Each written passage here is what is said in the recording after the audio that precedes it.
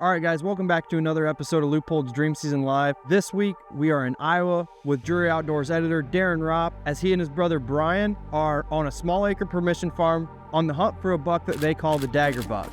The team has been hunting really hard. There's been some awesome bucks that have hit the dirt. I'm telling you, you guys are not going to want to miss these coming episodes. But now we're going to jump into the show. We hope you guys enjoy. For us, the story of the Dagger buck really started on October the 2nd when he showed up out of nowhere. This farm is a small piece that my brother and I have permission on, and it's not very big. It's mainly just a big bottom field that we have, but there's a large tract of timber off to the east, and we've tried to put in food right as close to that bedding as we can to try to draw out those deer from the surrounding areas.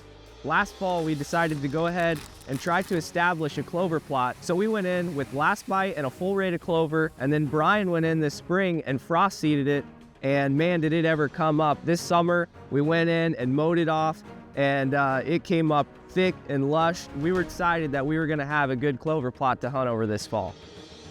You know, through the summer, we didn't have a lot of shooters. We had several nice younger 2-3-year-old bucks in the area and lots of does. But we were beginning to wonder as time went on if something big was ever going to show up. Leading up to the season, every single night our stealth cams was showing us the field was full, lots of does, lots of young bucks, but just no shooters yet. And then finally, on October the 2nd, Brian calls me and he goes, "Hey, check the stealth cams. We've got 2 big deer that just showed up. One deer had really tall G3s, and another buck had a big dagger coming off of one of his bases that really caught our eye." We had a little bit of history with the tall G3 buck, but as far as the Dagger buck goes, we went back through our past years of pictures and we couldn't find any deer that even resembled him. So, brand new deer. One thing we knew for certain, if he stuck around, he was going to be at the top of our hit list. So as we got later and later into October, both deer started to show up on the plot more frequently, but there was only one issue. They were there after dark every night. A lot of times it was 2, 3, 4 a.m. and we started to wonder, how far are these deer bedding from us and how far are they traveling to get to our plot? Well, we start getting into the later part of October and these deer start showing up earlier and earlier. It seemed like every night they started showing up at 7:30, 8 o'clock in the evening, and we knew that it was just a matter of time before one of these deer daylighted. So now it's October the 24th. My brother goes in and he kills the tall G3 buck. We were extremely excited to get that deer on the ground. We go in, recover him, we get out real quiet. And so the next day, even though we had the correct wind, I decided not to go in there. I wanted to give that spot a break for the evening since we had just been in there the night before recovering that deer. So I go, I film Carson, we have fun, we get back to the truck, I check the stealth cam app, and guess who daylighted? The Dagger buck was in the food plot at 6:38. So the next day on October the 26th, I knew that I had to be in there. I called Brian, he's ready to go. He's gonna film me tonight. We're headed in to see if we can make it happen on the Dagger buck.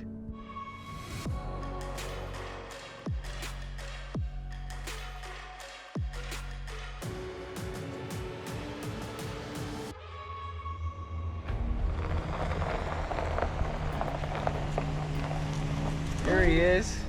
You ready to go kill a big deer? Let's do this. All right, well, we're gonna sneak in here. Brian's here, he's gonna film tonight. Hopefully the Dagger buck shows up, we'll see.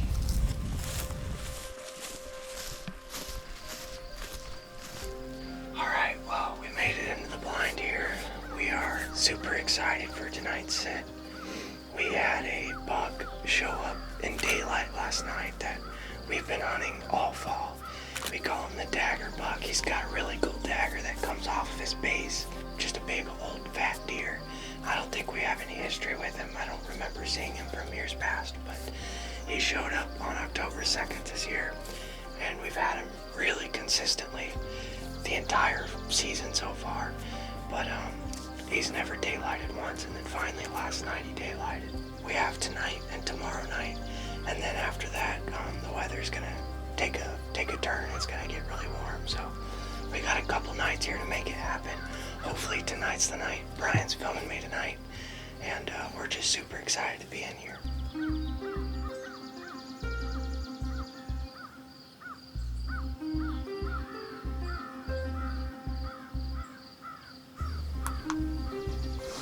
70 yards to where we got pictures of him last night. There in front of that stealth.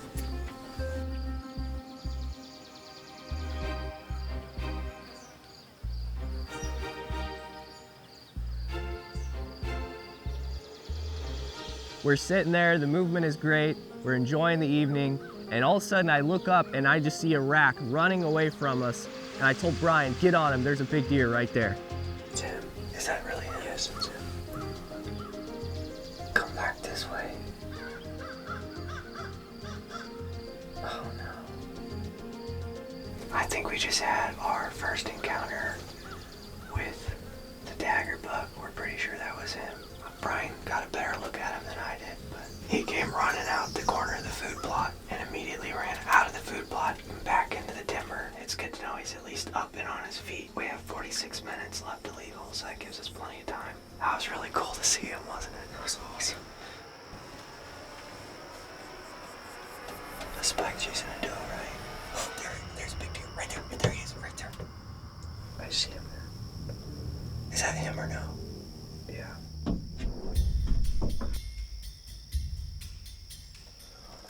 Chasing that doe around.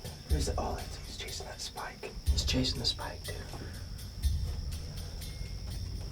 He's locked onto that doe though. Where did she end up going? She's still right there in the lead. He's just chasing that spike is all he's doing. Now they're coming back. No. That is a big deer. They're coming. He's coming this way. Now he's walking straight this way again.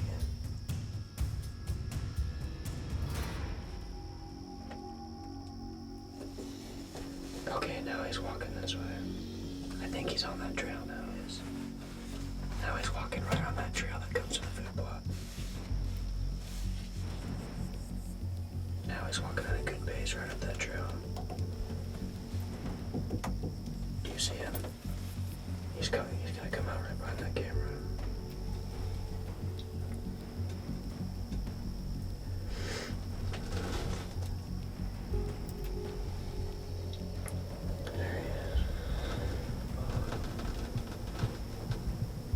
He's gonna go rip that scrape, I guarantee it.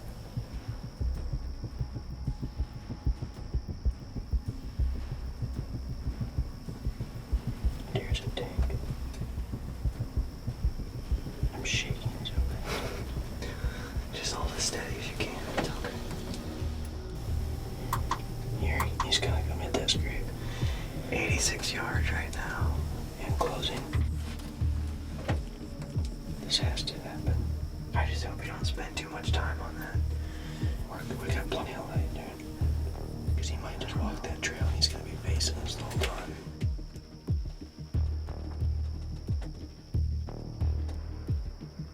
Hold up, he's looking.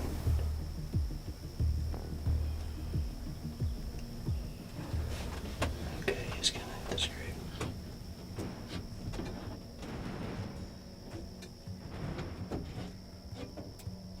That is so pretty. I'm just gonna go ahead and open this window. Okay. Oh, hold up.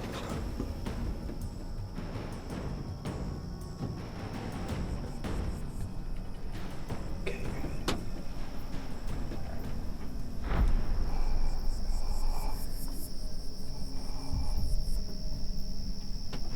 I hope that wasn't a mistake. No, it wasn't.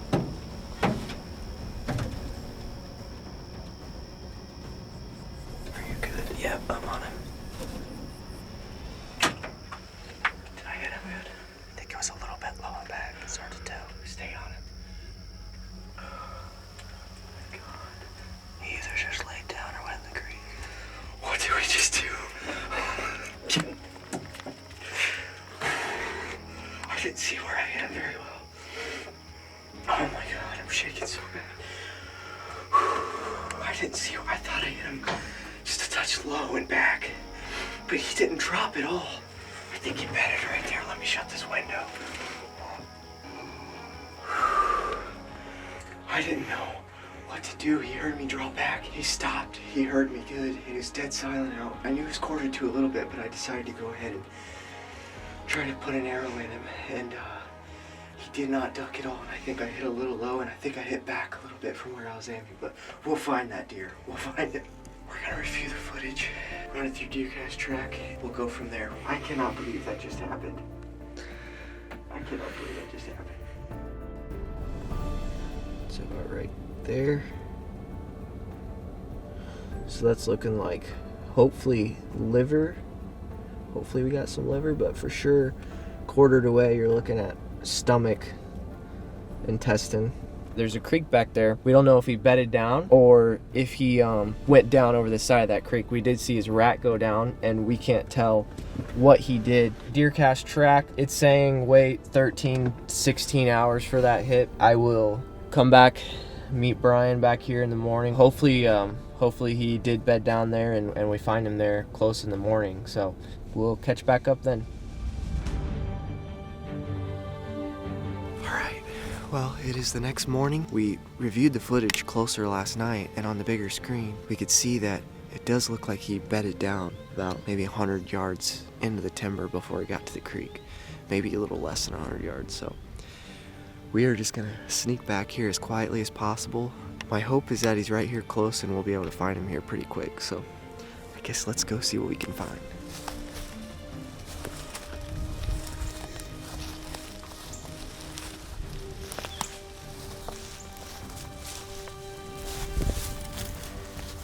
So as we go in there, we're looking for blood, and we start seeing lots of bright red blood. And I look at Brian, we both start getting excited. We knew that that deer was gonna be close.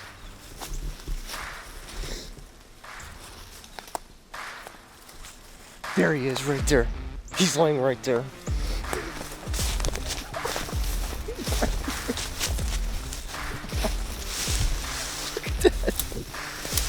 Oh, my. Oh my goodness.